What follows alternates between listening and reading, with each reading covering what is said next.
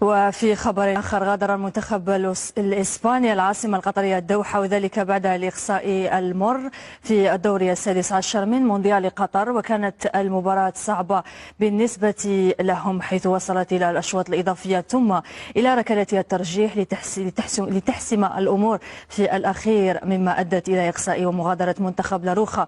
لويس إنريكي مدرب الإسبان عبر عن خيبة أمله بعد إقصاء الماتادور، كاشفا أنه سعيد بنوعية اللاعبين الذين يمتلكهم المنتخب، خاصة الذي قام باختيارهم.